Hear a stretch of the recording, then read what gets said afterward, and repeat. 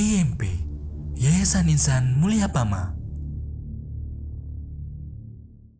Bismillahirrahmanirrahim. Assalamualaikum warahmatullahi wabarakatuh. Innal hamdalillah nahmaduhu wa nasta'inuhu wa nastaghfiruh wa na'udzu billahi min syururi anfusina wa min sayyiati a'malina. May yahdihillahu fala mudilla lahu wa may yudlil fala hadiya lahu. Fa ashhadu an la ilaha illallah wahdahu la syarika lahu wa ashhadu anna Muhammadan abduhu wa rasuluhu alladzi la nabiyya ba'dah. Allahumma salli wa sallim wa barik wa zid ala nabiyyina wa rasulina wa qudwatina Muhammad sallallahu alaihi wasallam wa ala alihi wa ashabihi wa dhurriyyatihi wa man sara ala nahjihi ila yaumil qiyamah. Amma ba'du, ma'asyiral muslimin wa zumratal mu'minin, hadani Allah wa iyyakum ajma'in. Di hari Jumat yang berkah dan mulia ini, izinkan khatib untuk kembali mewasiatkan wasiat untuk diri pribadi khususnya dan kepada segenap jamaah umumnya, agar mari kita senantiasa mengukuhkan keimanan dan meningkatkan kualitas takwa kita kepada Sang Pencipta Allah Subhanahu wa ta'ala. Ma'asyiral muslimin wa zumratal mu'minin, rahimani wa rahimakumullah. Di antara cara kita mengamalkan Asmaul Husna, Asmaul Husna Al-Ali yang maha luhur, yang maha tinggi, Al-Kabir yang maha besar, Al-Azim yang maha agung. Cara mengamalkannya tidak hanya kita mengagungkan Allah Subhanahu wa ta'ala, namun kita juga mengagungkan semua makhluknya yang Allah perintahkan kita untuk mengagungkannya. Dengan ini maka Allah perintahkan kita mengagungkan para nabi dan rasul. Dengan ini Allah perintahkan kita untuk mengagungkan para malaikat. Dengan ini kita diperintahkan oleh Allah untuk mengagungkan hari, bulan, dan momentum-momentum yang memang Allah perintahkan kita untuk mengagungkannya. Bukankah saat ini kita berada di pertengahan bulan Zulqa'dah, yang mana Allah perintahkan kita untuk memuliakannya, yang mana ini disebut dengan bulan yang haram atau bulan yang diperintahkan kita untuk mensucikannya. Dan semakin berakhirnya Zulqa'dah ini, ternyata kita justru berada di waktu dan momentum yang lebih mulia lagi, yang lebih agung lagi. Karena akhir daripada Zulqa'dah adalah pertanda awal daripada bulan Zulhijjah. Allah Subhanahu wa ta'ala banyak menyebutkan tentang kemuliaan bulan Zulhijjah, terutama dan khususan 10 hari awalnya. Dalam firman-Nya pada Quran surah Al-Fajr, Allah Azza wa Jalla berfirman, A'udzu billahi minasyaitonir rajim. Bismillahirrahmanirrahim. Wal fajr, demi waktu fajar. Walayalin ashr, demi hari yang 10. Wasyaf'i wal watr, demi hari yang genap dan demi hari yang ganjil. Bertebaran pendapat para mufassirin tentang ayat-ayat yang tadi kita sebutkan.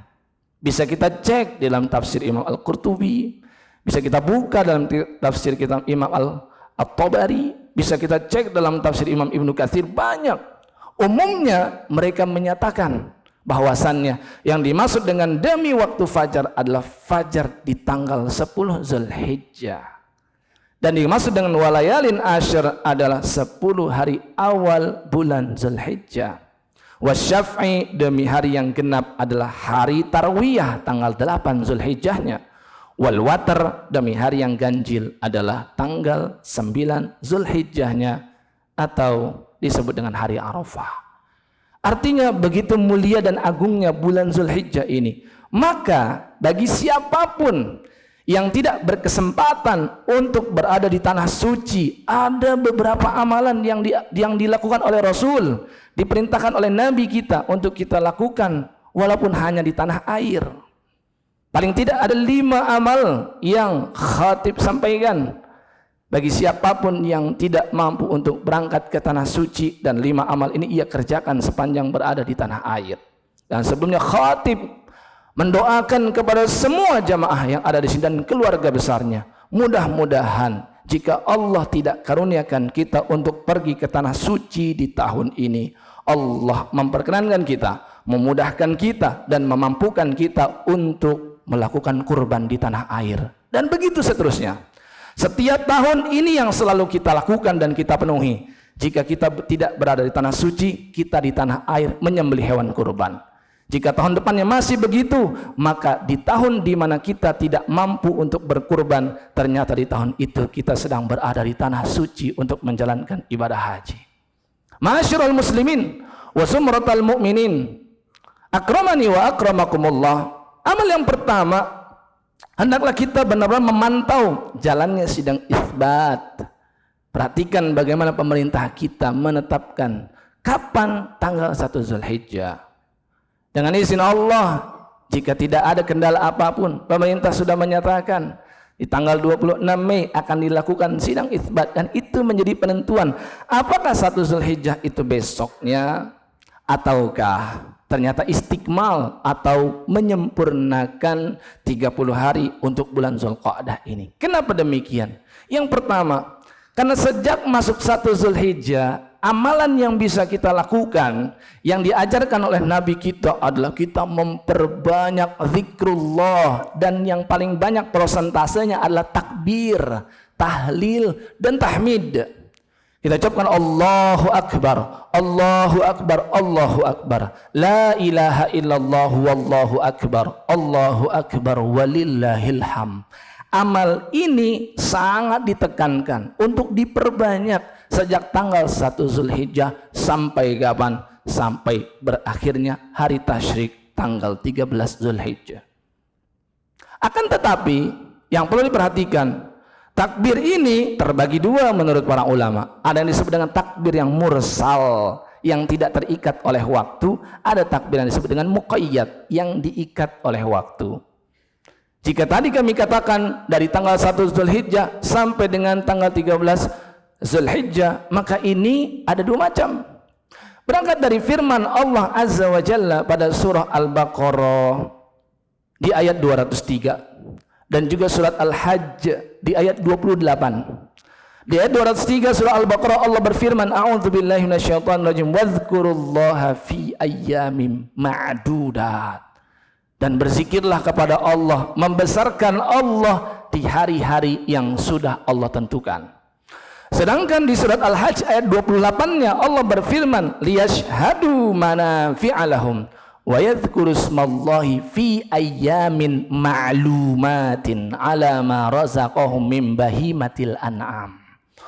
Konteks dari ayat ini adalah tentang keutamaan haji dan juga tentang kurban, tapi Allah kasih tahu kepada kita semua tujuan adanya hewan kurban dan syariat haji agar mereka umat Islam yashhadu manafi'a lahum, menyaksikan dengan mata kepala mereka sendiri manfaat yang akan kembali kepada mereka. Manfaat hewan kurban, sekali-kali darahnya, dagingnya, tulangnya tidak akan pernah sampai kepada Allah, sampainya kepada orang-orang di sekitaran kita. Bermanfaat buat sesama, bermanfaat bagi sosial. Begitupun pergi haji, manfaatnya akan kembali kepada orang yang melaksanakan haji itu sendiri. Tidak ada kebaikan sedikit untuk Allah Subhanahu wa taala. Wa yadhkuru ismallah fi ayyamin ma'lumat, agar mereka senantiasa berzikir kepada Allah di hari-hari yang sudah ditentukan. Sahabat Ibnu Abbas radhiyallahu taala anhuma menafsirkan 2 ayat ini. Yang dimaksud dengan ayyamun ma'lumat adalah dari tanggal 1 sampai dengan tanggal 10 Zulhijjah. Artinya sangat diutamakan untuk berzikir kepada Allah dan bertakbir kepadanya. Sedangkan ayyamin ma'dudat yang ada di ayat 203 surah Al-Baqarah menurut Ibnu Abbas adalah hari tasyrik 11, 12, 13. Sehingga para ulama sampaikan dari tanggal 1 sampai dengan tanggal 8 atau hari tarwiyah 8 Zulhijjah. Di waktu kapanpun, kondisi bagaimanapun, berada dimanapun kita, maka kita perbanyak ucapan Allahu Akbar, Allahu Akbar, Allahu Akbar, La ilaha illallah wallahu akbar, Allahu Akbar walillahil hamd. Sunnah ini sempat dilupakan. Bahkan dari zaman sahabat saja Rasul sudah wafat, sunnah ini sudah banyak dilupakan manusia. Akhirnya ada yang berinisiatif.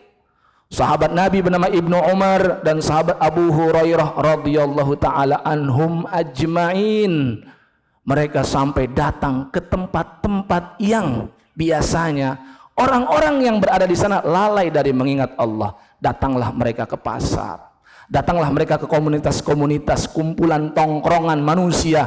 Mereka dengan keras mengucap Allahu Akbar, Allahu Akbar, Allahu Akbar, La ilaha illallah wallahu akbar, Allahu Akbar walillahil hamd. Sejak tanggal 1 Zulhijjah itu mereka lakukan.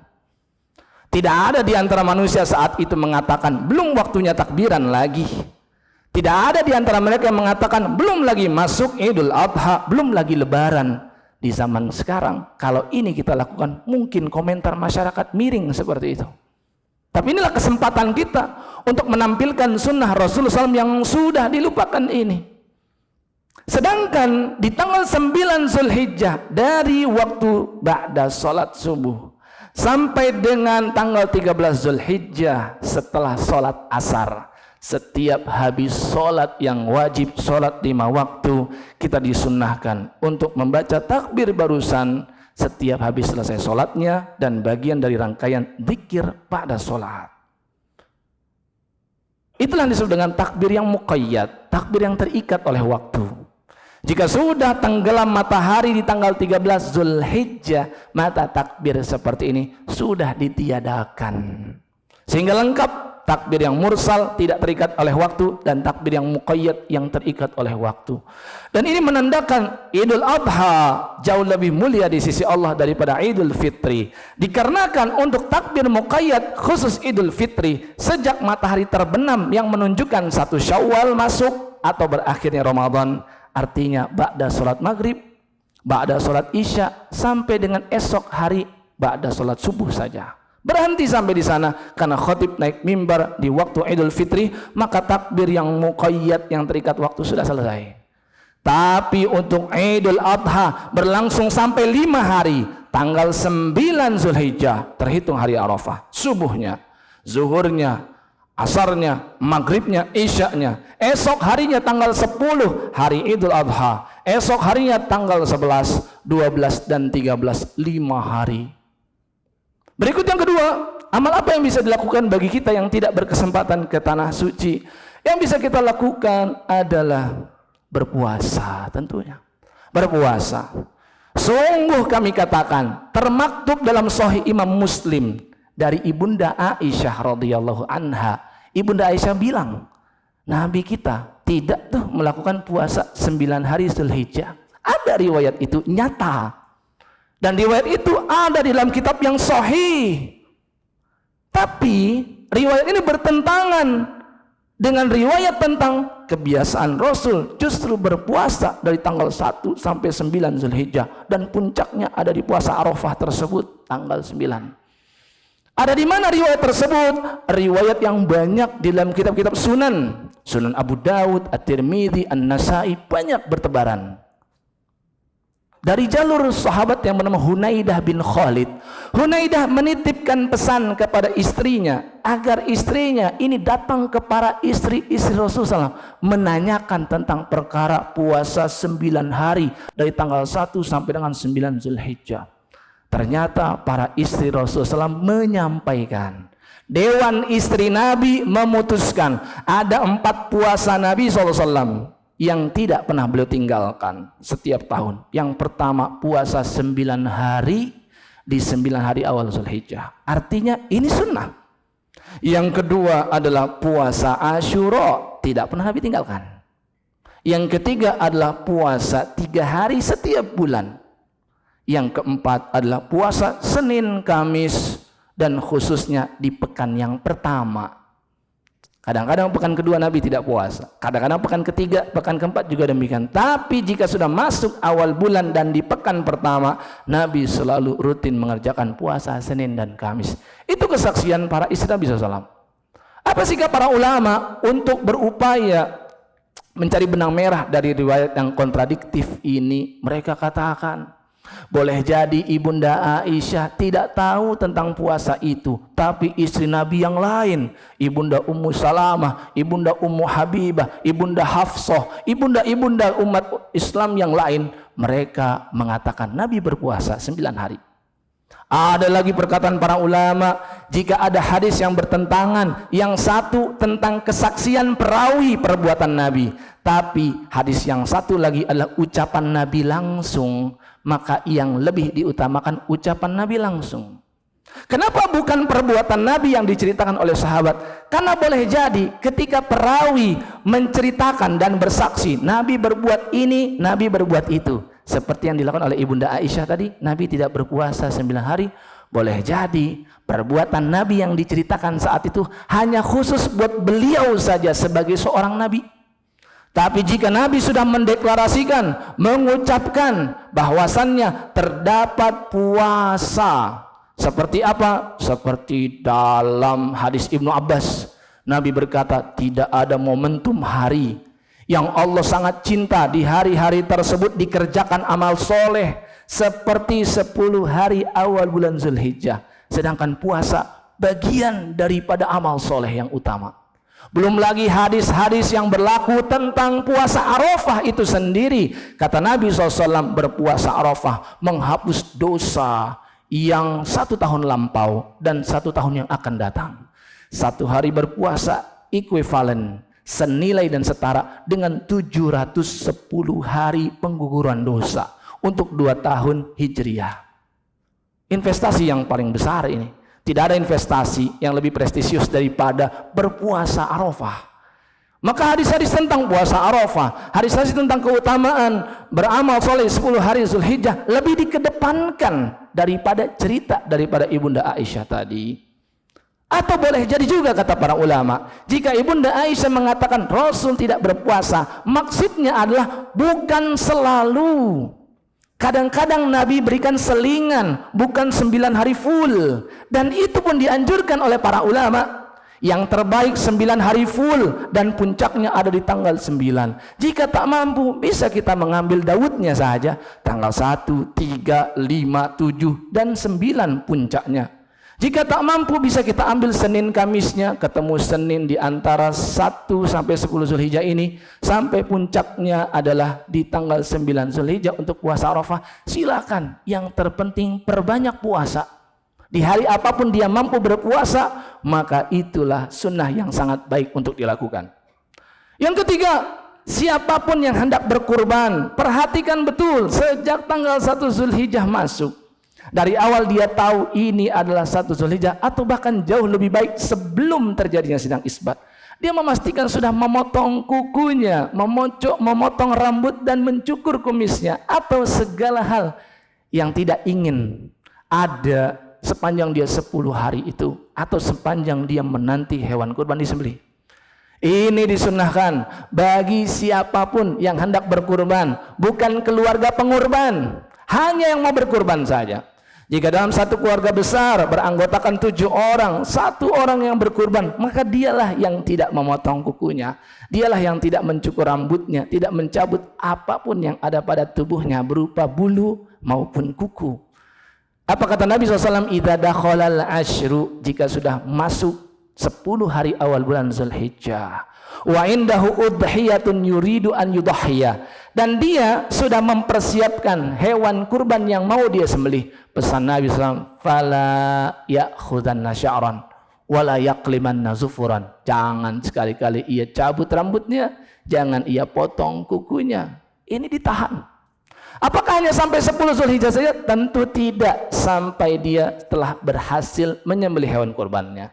Jika ia sembelih tanggal 10 Zulhijjah, berarti di masa itu sajalah dia tidak memotongnya. Selepas memotong hewan kurban, maka silakan dia lakukan yang tadi.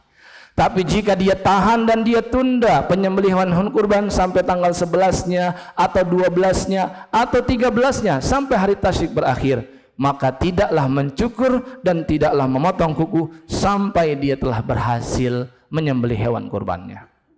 Amal yang keempat, tentunya berkurban itu sendiri bagian daripada amal soleh yang terbaik bagi siapapun yang tidak berkesempatan ke tanah suci. Banyak memang hadis-hadis yang warid dan sampai kepada kita tentang keutamaan orang yang berkurban. Walaupun umumnya mayoritas ulama mengatakan itu hadis-hadis yang dhaif. Tapi paling tidak ada hadis yang paling kuat di antara yang dhaif, yang dituliskan oleh Imam Al-Hakim dalam kitab Mustadraknya. Tatkala Rasulullah SAW bersama dengan putrinya Sayyidah Fatimah radhiyallahu anha, Sayyidah Fatimah saat itu berkurban, maka Rasul berkata, wahai Fatimah, saksikanlah hewan kurbanmu ini. Sesungguhnya dari awal tetesan darahnya ketika disembelih, maka sejak saat itu dosa-dosamu diampuni wahai Fatimah. Tapi tentunya bukan hanya ini saja dasar kita untuk mengerjakan dan mau untuk berkurban. Banyak sekali sikap-sikap para ulama atau salafus sholih.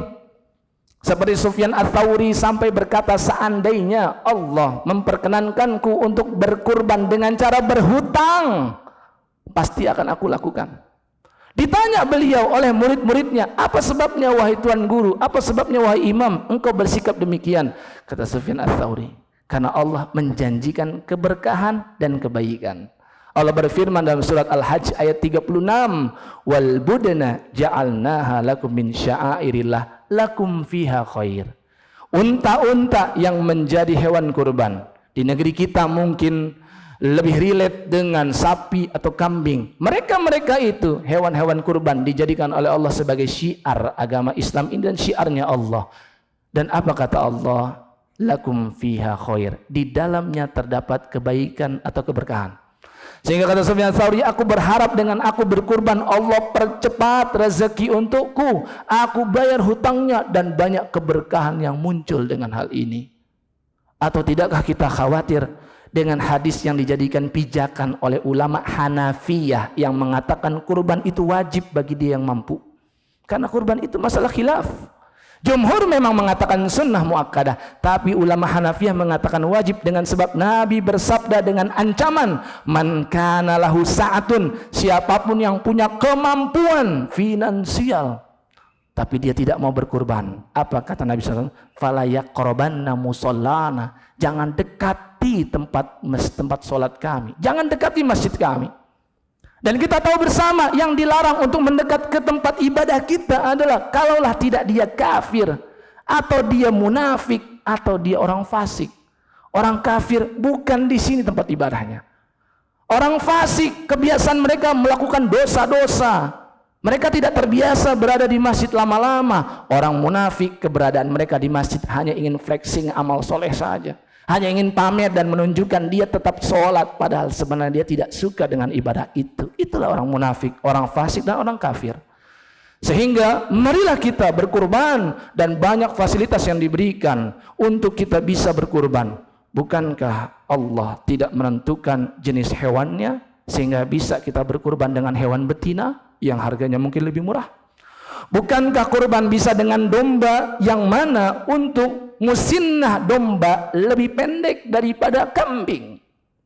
Bukankah berkurban bisa dengan cara kita menabung? Ada tabung kurban di mana-mana, banyak lembaga-lembaga sosial menyediakan hal itu. Setiap bulan kita masukkan berapa yang kita mampu. Jika kita punya belanja bulanan atau tahunan dan kita bisa menerka, sesungguhnya kita itu mampu untuk berkurban. Adapun yang kelima dan yang terakhir, khotib tutup, lakukan semua jenis amal soleh. Jika kebiasaan seseorang mengkhatamkan Al-Quran dalam skala 1 bulan, kalau dia bisa selama 10 hari Zulhijjah ini dia khatamkan Quran itu lebih cepat. Jika seseorang rutin mengerjakan zikir pagi dan petang, tapi kadang-kadang dia tidak rutin, maka pastikan 10 hari awal Zulhijjah ini dia selalu rutin. Pastikan setiap hari yang berlalu dia sudah mengerjakan zikir pagi dan petang. Jika seseorang terbiasa memberi nafkah entah kepada orang tuanya atau anak istrinya, di pertengahan bulan, maka majukanlah di awal bulan antara 1 sampai dengan 10 Zulhijjah. Jika seseorang sudah dikatakan wajib untuk membayar zakat dan kadang-kadang ia tunda 1 pekan atau 2 pekan pembayarannya, maka pastikan di Zulhijjah ini dia sudah membayar zakat. Semua amal soleh kerjakanlah selama 10 Zulhijjah, karena Nabi SAW mengatakan tidak ada momentum yang lebih Allah cintai untuk dikerjakannya amal soleh daripada momentum 10 hari awal Zulhijjah. Para sahabat bertanya, bahkan jihad ya Rasul tidak bisa melampaui 10 hari Zulhijjah ini? Rasul menegaskan, tidak. Kalian berjihad di luar 10 hari awal Zulhijjah, dapat pahala yang besar atas jihad tersebut, tapi tidak bisa melampaui pahala yang kalian peroleh dari amal soleh sekecil apapun yang dilakukan di 10 hari Zulhijjah.